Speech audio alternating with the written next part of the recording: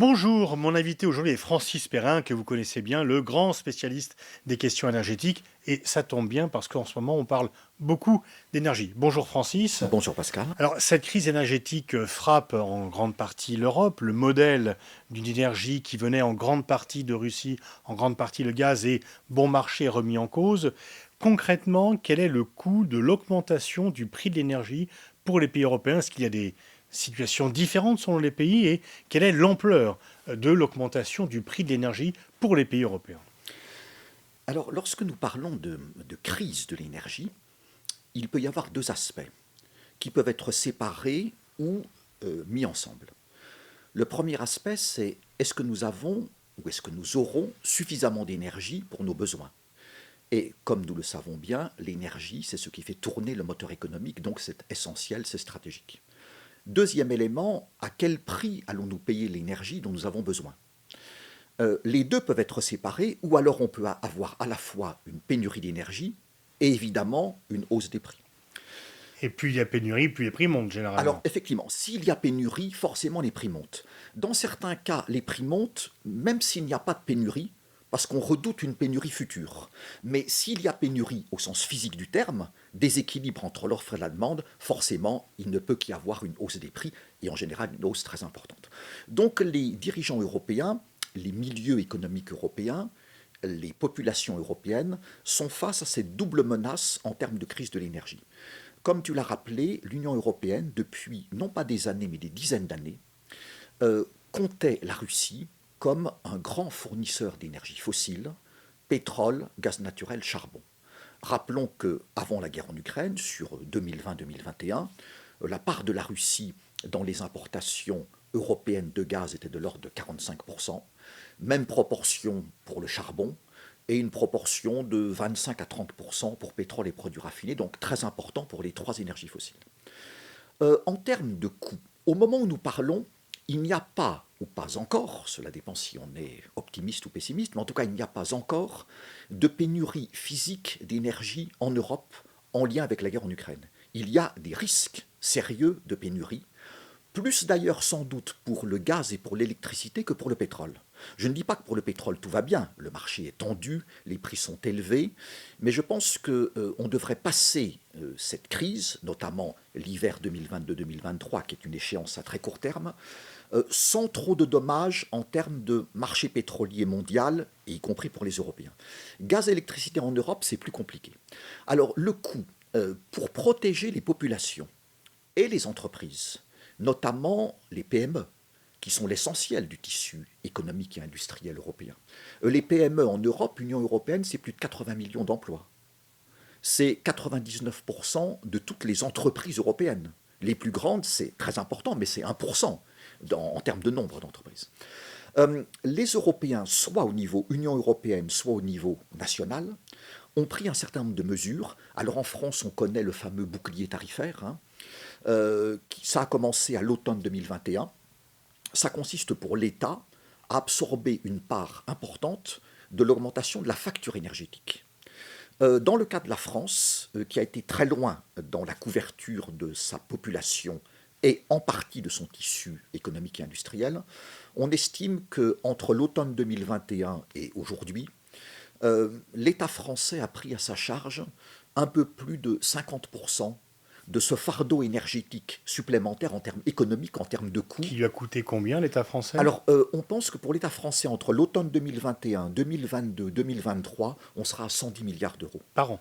Ou- pour l'ensemble. D'accord. Donc après le quoi qu'il en coûte Covid-19, nous avons le quoi qu'il en coûte énergie. Avec la même question dans les deux cas, ça ne peut pas durer éternellement. Au niveau européen, Union européenne, on est probablement sur un coût pour les États de l'ordre de 600 milliards d'euros, 700 milliards d'euros, les estimations varient. Dans le cas français, l'État français probablement supporte au moins 50% de ce coût supplémentaire, ou un peu plus. Les entreprises, un peu plus de 40%, les particuliers, 5% seulement. Mais la France est certainement l'un des pays dans l'Union européenne qui a fait le plus pour protéger sa population.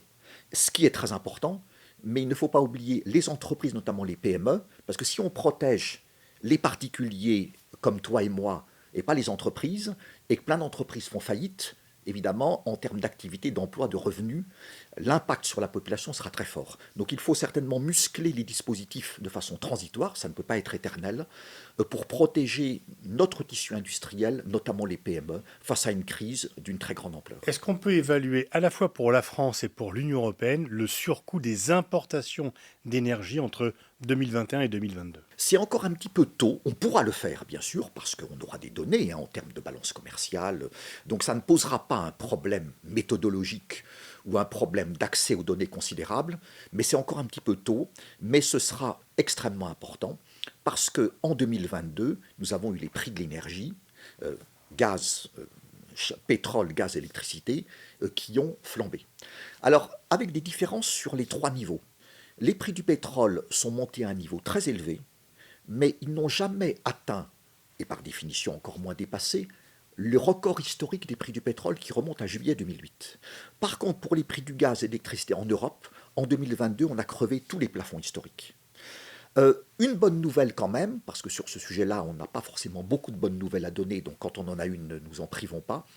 Depuis l'été 2022, on observe une nette baisse des prix du pétrole et du gaz naturel sur les marchés mondiaux.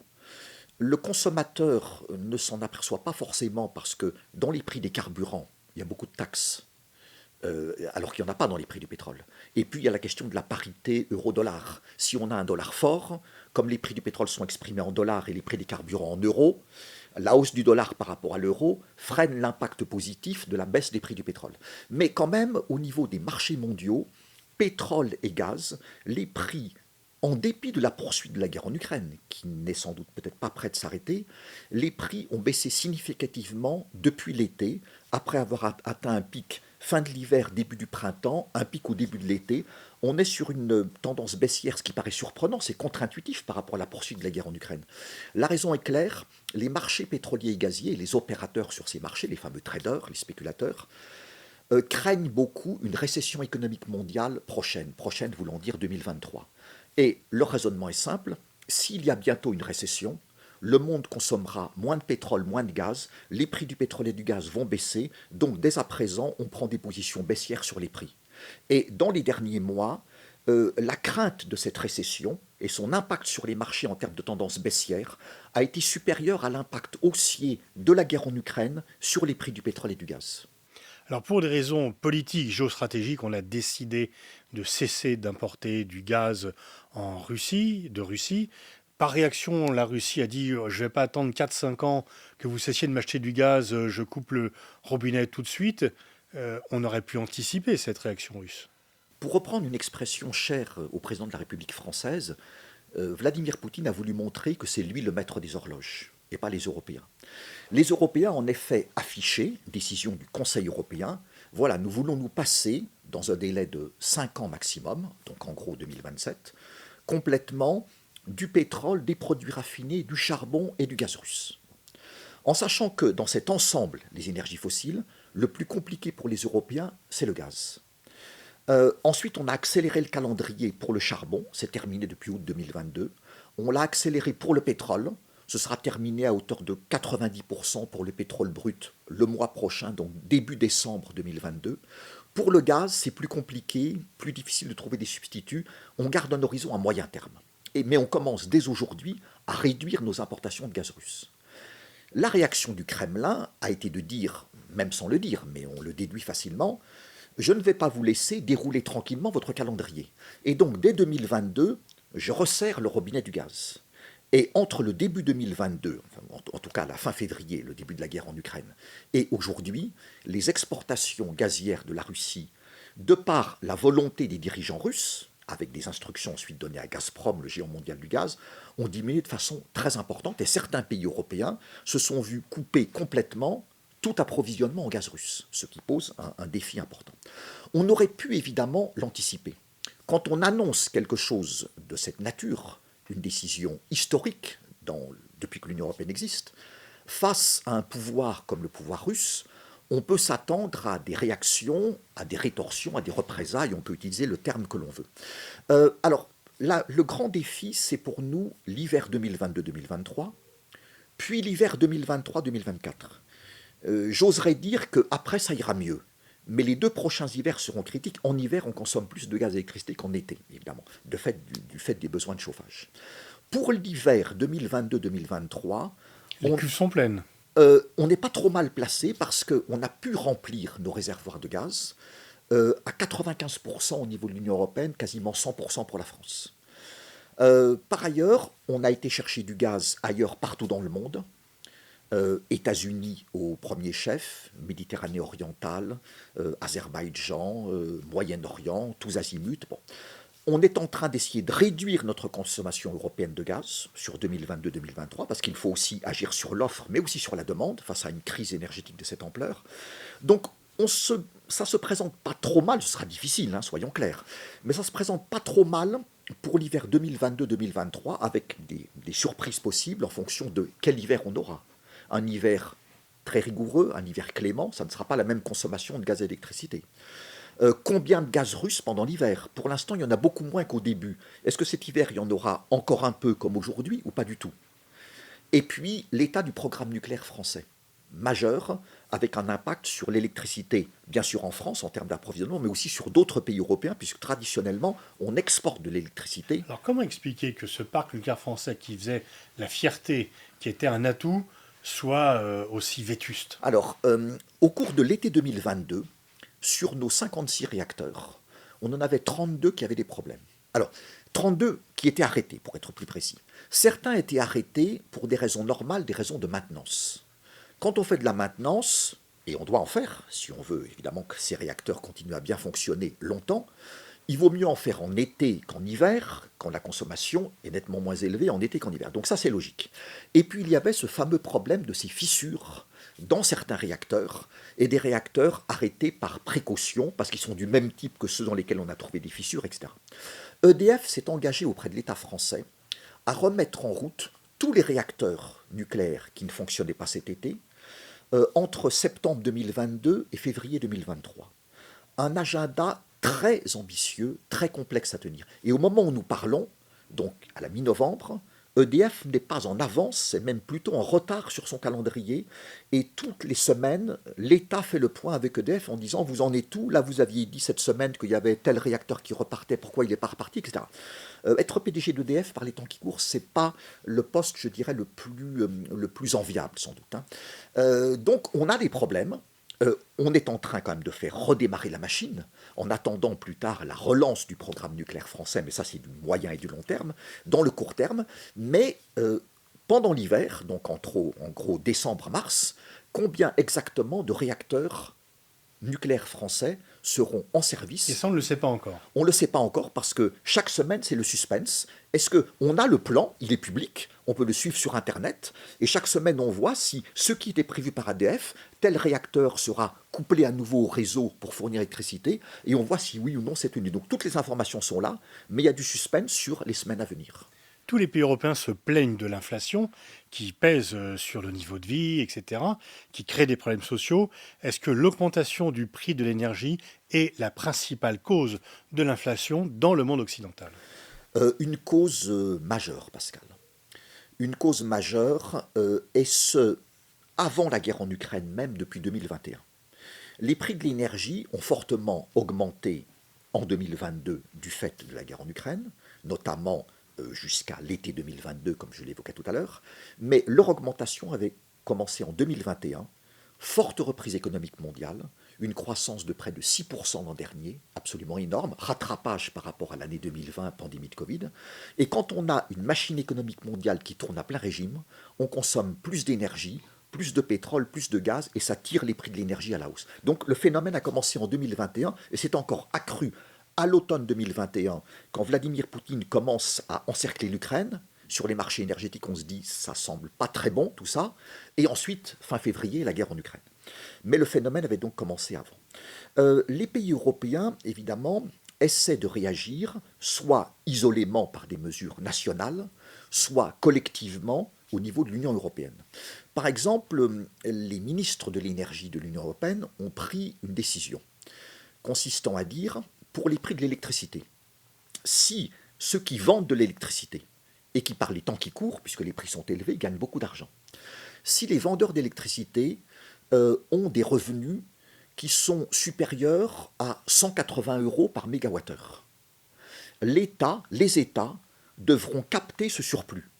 Supposons qu'un électricien ait des revenus de 300 euros par mégawattheure. La différence 300 moins 180 soit 120 devra être captée par l'État concerné pour être redistribuée sous des aides diverses à la population et aux entreprises qui souffrent des prix élevés de l'énergie. Donc on a un mélange de réponses européennes, avec des choses Union européenne, avec des décisions qui sont tout à fait intéressantes, ensuite qu'il faut mettre en pratique au niveau national, avec la marge de manœuvre qui est laissée aux États, même s'il y a une orientation européenne, et puis des mesures nationales, en sachant qu'évidemment, ceux qui peuvent faire le plus sur les mesures nationales sont ceux qui sont les plus riches. L'Allemagne peut dégainer un bouclier tarifaire, même s'il ne l'appelle pas comme ça, de 200 milliards d'euros. La Bulgarie, non. Alors, est-ce que les États-Unis sont les grands vainqueurs de cela? Parce que finalement, Trump voulait que Nord Stream 2 ne soit pas construit. Et Poutine a réalisé son rêve, puisque c'est l'action de Poutine, la guerre qu'il a lancée, qui a en fait que Nord Stream 2 ne se réalise pas. Et est-ce que du coup les Américains en profitent et on les accuse de vendre leur énergie 4 fois plus cher aux industriels européens qu'aux industriels américains, faussant un peu la concurrence? Alors, effectivement, Vladimir Poutine a complètement torpillé le projet Nord Stream 2, projet qui était très cher depuis des années au Kremlin et à Gazprom. Nord Stream 2 a coûté 10 milliards d'euros, il n'a pas livré un mètre cube de gaz, et probablement il ne livrera jamais un mètre cube de gaz. C'est ce qu'on appelle un éléphant blanc, enfin c'est ce que nos amis anglo-saxons emploient souvent comme expression, et là c'est vraiment un bel éléphant blanc. Il est très gros, hein. Un éléphant c'est pas petit, mais celui-ci est pas mal, 10 milliards d'euros.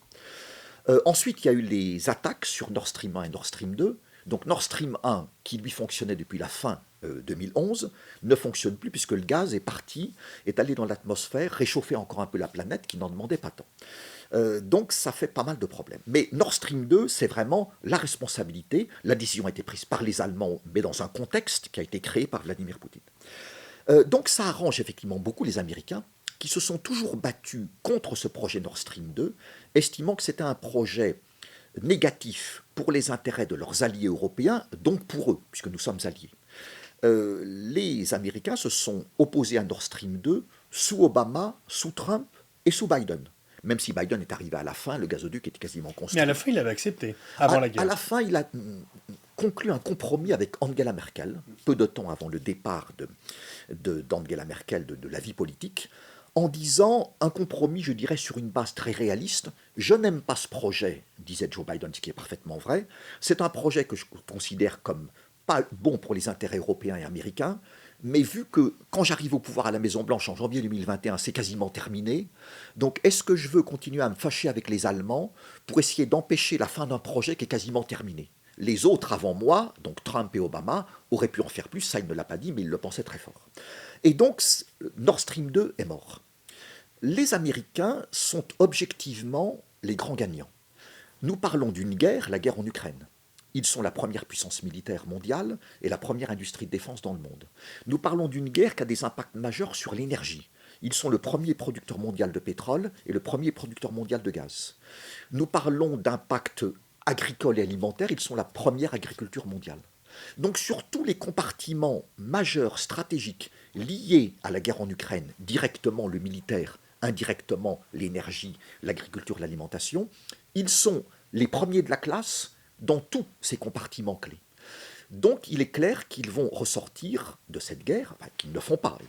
Ils aident militairement très fortement l'Ukraine. On est à plus de 18 milliards de dollars d'aide militaire américaine à l'Ukraine depuis la fin février. Mais ils vont sortir de cette guerre renforcés par rapport à d'autres pays, d'autres puissances, qui en ressortiront soit un peu affaiblis, soit très affaiblis, soit très très affaiblis. Alors l'Allemagne, est-ce que n'est pas le premier pays vaincu ou enfin victime, puisque l'économie allemande était basée sur un gaz bon marché venant massivement de Russie. Et ça, c'est terminé. Ça, c'est effectivement une illusion allemande qui s'effondre.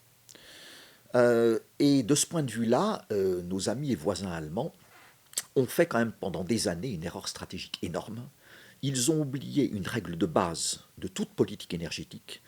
En termes très simples, ne pas mettre tous ses œufs dans le même panier.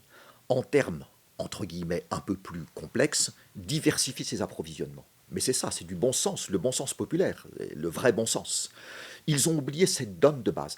La France a eu le mérite de ne pas oublier cette question-là. Quand la guerre en Ukraine commence, le gaz venant de Russie représente moins de 20% des approvisionnements français et 40 à 50% pour l'Union européenne et près de 50% pour l'Allemagne. C'est une différence évidemment très significative. Donc là, il va falloir qu'ils changent complètement leur politique énergétique avec évidemment le couteau sous la gorge. Changer une politique énergétique, si on sait qu'on a 10 ans devant soi, c'est une chose. Si on sait qu'on a quelques mois, plusieurs mois, 1 an, 2 ans, c'est évidemment beaucoup plus compliqué et beaucoup plus angoissant. L'industrie allemande, la chimie allemande, en ce moment, ils sont très inquiets de l'hiver 2022-2023. Et on sait ce que ça représente dans l'économie allemande en termes d'emploi, d'activité, de revenus et pour la puissance industrielle allemande. Donc, il faut aller chercher du gaz, parce que c'est ça la priorité pour l'industrie allemande, pour l'économie allemande, c'est ça qui est le plus compliqué, aussi pour les Européens. Il faut aller en chercher à court terme, partout ailleurs dans le monde, gonfler au maximum les stocks pour passer l'hiver, réduire la consommation, donc les décisions décidées au niveau européen, mises en musique au niveau national, au niveau allemand. Le chancelier Olaf Scholz a fait récemment une tournée au Moyen-Orient, dans les dernières semaines. Il est allé voir en particulier Arabie Saoudite et Émirats Arabes Unis. Donc une forte odeur d'énergie sur ce voyage au Moyen-Orient d'Olaf Scholz. Du côté des Émirats Arabes Unis, Abu Dhabi, il a signé un accord pour avoir des livraisons de gaz naturel liquéfié venant des Émirats Arabes Unis cet hiver, période délicate. Problème, pour recevoir du GNL, il faut un terminal pour recevoir des méthaniers. Or, ils n'en ont pas parce qu'ils n'en ont jamais construit, étant donné que depuis longtemps, ils comptent sur le gaz russe venant par gazoduc.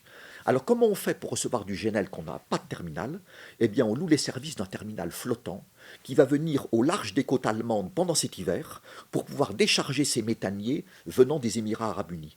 Et pendant ce temps, les Allemands construisent plusieurs terminaux méthaniers à terre et ils annoncent qu'ils vont battre le record de vitesse mondial de construction d'un terminal méthanier. Normalement, on est sur 5 ans, eux, ils veulent le faire en 2 ans. On verra ce que ça donnera, mais avec la puissance industrielle allemande et la volonté politique très forte, tardivement, mais maintenant, peut-être qu'effectivement, ils arriveront à un exploit dans l'histoire industrielle et énergétique moderne. Et parmi les perdants, est-ce qu'on pourrait pas mettre aussi la Chine qui importe beaucoup de son énergie et qui voit certainement sa croissance être affectée par l'augmentation du coût de l'énergie et donc, contrairement à ce qui est certain, qui n'est peut-être pas aussi contente que cela de voir la guerre et qui a peut-être envie que la guerre se termine le plus rapidement possible. Je suis persuadé, Pascal, que les dirigeants chinois ne voient pas du tout d'un bon œil la guerre en Ukraine, qu'ils ne l'ont jamais vue depuis le début et qu'ils souhaiteraient qu'elle s'arrête le plus rapidement possible. Parce que, comme tu le sais bien, l'un des mots-clés à Pékin, c'est stabilité, stabilité, stabilité, et il n'y a rien de plus instable qu'une guerre en termes de géopolitique. Donc clairement, ce ne sont pas eux qui ont poussé Vladimir Poutine à partir en guerre contre l'Ukraine, et même s'ils le font discrètement parce qu'ils ne critiquent pas publiquement les dirigeants russes, ils ne sanctionnent pas la Russie, mais il est à peu près certain que dans des dialogues entre quatre murs, il doit faire passer des messages de façon sans doute, au fur et à mesure que le temps passe et que la guerre continue, de plus en plus forte, à la chinoise, mais de plus en plus, en tout cas de façon très claire. Par rapport à l'énergie, les Européens ont eu beaucoup de chance, enfin beaucoup de chance, ça paraît bizarre par rapport à la guerre en Ukraine, mais je veux dire, dans le contexte de la guerre en Ukraine, beaucoup de chance pour au moins 2 raisons sur le plan énergétique. D'abord, la météorologie. Nous sommes mi-novembre, et jusqu'à présent, ça ne dit rien sur l'hiver prochain, je ne suis pas météorologue, mais jusqu'à présent, on a des températures qui sont extrêmement douces, donc moins de besoin de chauffage, donc moins de consommation de gaz et d'électricité, donc on puise moins dans nos stocks qu'on garde pour l'hiver. Ça, c'est une chance inouïe, parce qu'on aurait eu un temps plus rigoureux, évidemment, on serait déjà en situation plus délicate. Deuxième élément, la Chine. Pourquoi Xi Jinping a cette politique, même si on se demande si elle ne va pas changer bientôt, de zéro Covid. Donc, il y a quelques cas de Covid quelque part, on boucle toute une ville. Des millions de Chinois, donc ils ne vont pas au travail, donc c'est pas bon pour la production industrielle, la production économique de la Chine. Donc la Chine a une croissance économique ralentie en 2022 pour cette raison-là. En plus d'autres raisons, par ailleurs, macroéconomiques, mais pour des raisons liées à cette politique zéro Covid. Comme la Chine a une croissance économique plus ralentie, elle consomme moins d'énergie en 2022, dont pétrole et gaz naturel, qu'elle aurait consommé s'il n'y avait pas cette politique zéro Covid. Donc elle importe moins de gaz naturel liquéfié en 2022 que ce qu'elle aurait importé normalement s'il n'y avait pas cette politique zéro Covid. Et donc elle laisse plus de marge de manœuvre aux Européens pour importer plus de gaz naturel liquéfié. Deuxième chance des Européens en 2022, celle-ci grâce à Xi Jinping. Il n'a pas fait ça pour nous faire plaisir, mais sa politique a cet effet-là en termes énergétiques. Donc on a deux chances inouïes. La question c'est en 2023, si les autorités chinoises, dont évidemment le président Xi Jinping, réduit sérieusement, nuance, met fin, en tout cas à cette politique zéro Covid, ou même s'il l'assouplit. À ce moment-là, en 2023, l'économie chinoise aura besoin de plus d'énergie qu'en 2022, dont plus de gaz. Comme sa production domestique n'est pas suffisante, la Chine est devenue un très gros importateur de gaz, gaz naturel liquéfié. Elle va aller en chercher sur les marchés et elle ferait, dans cette hypothèse-là, parlons conditionnel, concurrence aux Européens pour capter les cargaisons de GNL venant des pays producteurs et exportateurs de gaz. Donc d'une part, ce serait plus difficile d'avoir du gaz en 2023 qu'en 2022, dans mon hypothèse, qui n'est pas une certitude. Et deuxièmement, les prix du gaz monteraient par cette concurrence Asie-Europe, notamment Chine-Europe. Pour l'instant, en 2022, nous avons, au jour où nous avons cet entretien, nous avons beaucoup de chance en Europe. Rapidement, si on arrive au terme de cet entretien, Francis, est-ce que cette crise énergétique est pour longtemps devant nous ? Pour répondre à ta question, Pascal, il faudrait répondre à une autre question. Quand est-ce que la guerre en Ukraine va se terminer ? Et tant qu'il y aura la guerre, la crise énergétique sera devant nous. Je pense qu'il est difficile d'imaginer sérieusement la fin de cette crise énergétique tant que la guerre en Ukraine fera rage. Alors évidemment, scénario évidemment que je n'espère pas. Supposons que la guerre en Ukraine dure 10 ans, et j'espère que ce sera terminé bien avant. Bon, ça ne veut pas dire que dans 10 ans, on aurait encore une crise de l'énergie, parce qu'on aurait eu le temps de trouver d'autres solutions. Mais si la guerre continue sur toute l'année 2023-2024, ce que je n'espère pas encore une fois, on aura encore de graves problèmes énergétiques en termes de disponibilité et en termes de prix, liés à cette guerre et à ses impacts énergétiques. Évidemment, la crise de l'énergie, ou les crises de l'énergie, c'est bien sûr ce dont nous avons parlé dans cet entretien, Pascal, et c'est aussi d'autres crises à travers le monde, mais ça, ce serait d'autres sujets, pour d'autres entretiens peut-être. Nous parlons actuellement nous sommes dans la COP 27 à Sharm el-Sheikh en Égypte. Nous avons parlé dans cette COP de la protection des forêts du bassin du Congo. Ces forêts qui ont tendance à diminuer fortement. Il y a plusieurs raisons. L'une des raisons, c'est que les populations dans cette région vont couper du bois et beaucoup de bois pour se chauffer, pour cuisiner, des besoins essentiels. C'est une autre crise de l'énergie. Dans des pays en développement, Afrique, Liban, etc., on a des populations entières subissent plusieurs heures de coupure d'électricité chaque jour, et ce depuis des années. Donc il y a la crise de l'énergie. L'Europe est au centre, liée à la guerre en Ukraine, et il y a d'autres crises de l'énergie dans le monde qui ne sont pas du tout liées à la guerre en Ukraine. Mais merci de le rappeler parce qu'on en parle effectivement nettement moins et elles affectent tout autant les populations. Merci Francis pour ce tour d'horizon aussi limpide que pédagogique comme à ton habitude. Merci beaucoup Pascal.